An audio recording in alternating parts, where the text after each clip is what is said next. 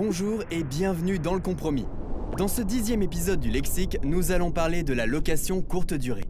Nous verrons dans quel cadre cette activité peut être exercée, quels en sont les avantages et les inconvénients, et comment sélectionner un bien adapté à ce mode de location.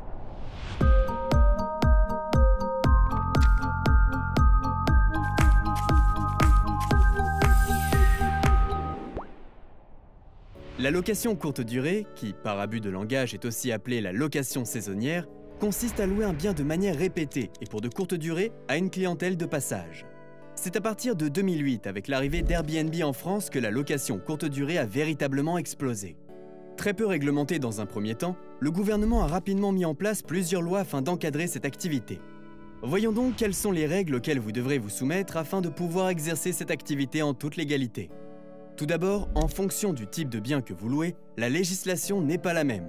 Par exemple, si vous êtes propriétaire de votre résidence principale et que vous désirez la louer en location courte durée, les démarches administratives seront beaucoup moins contraignantes que pour la location d'une résidence secondaire. En effet, après avoir vérifié que le règlement de copropriété n'interdit pas la location courte durée dans l'immeuble, il suffira de se procurer un numéro de SIRET auprès du greffe de tribunal de commerce, de déclarer le bien en mairie et ce uniquement dans les villes où la déclaration est obligatoire. Et enfin, de collecter une taxe de séjour, ce qui est fait maintenant automatiquement par la plupart des plateformes de réservation en ligne. Donc, même si les démarches administratives sont assez simples, en louant votre résidence principale en courte durée, vous serez très limité.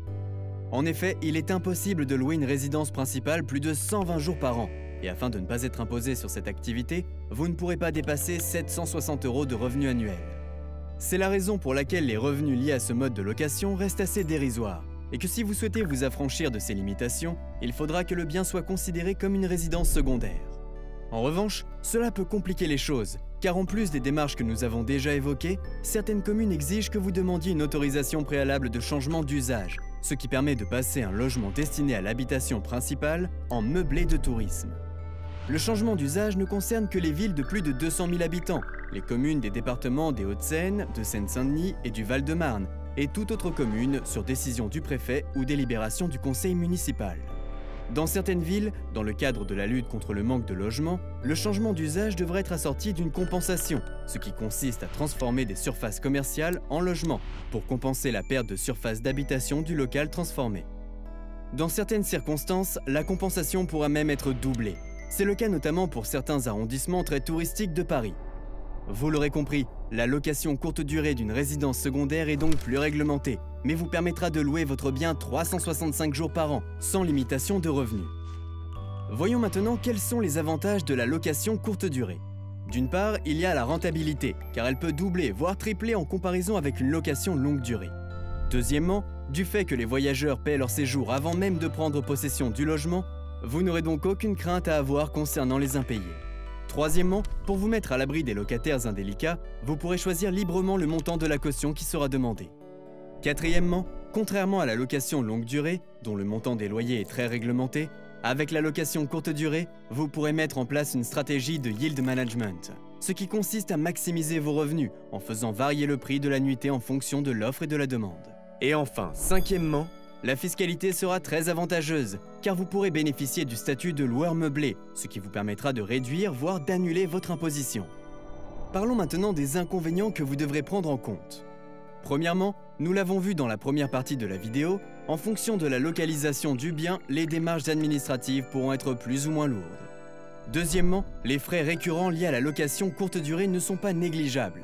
C'est pourquoi vous devrez bien prendre en compte dans vos calculs les factures d'électricité, de gaz et d'internet et anticiper le coût des différents consommables comme le papier toilette, le café, le gel douche, etc. Troisièmement, contrairement à la location longue durée, vous aurez beaucoup moins de visibilité sur les rentrées d'argent à venir. Car en règle générale, les locataires ne réservent pas plus de 3 mois à l'avance. Il faudra donc limiter vos dépenses les premières années afin d'anticiper les périodes creuses.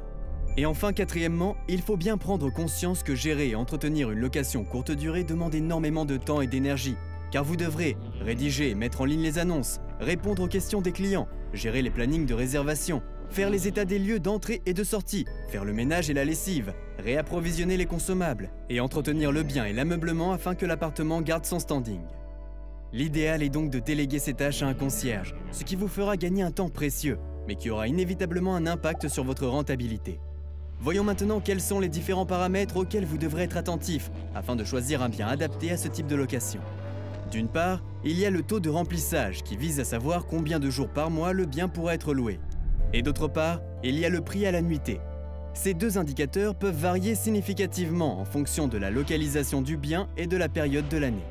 Par exemple, si vous achetez un chalet à la montagne, vous bénéficierez d'une forte affluence en haute saison, ce qui vous permettra d'augmenter les prix à la nuitée.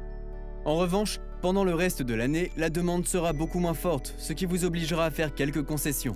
C'est donc ce type de location qui est considéré comme une location saisonnière, car les revenus générés par le bien sont directement en lien avec une saisonnalité.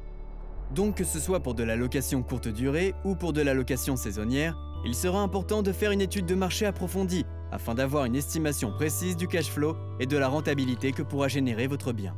Pour ce faire, vous trouverez dans la description de cette vidéo le lien vers un site qui pourra vous aider dans cette démarche. Deuxièmement, pour choisir le bon logement, il faut d'abord déterminer avec précision qui sera votre cible.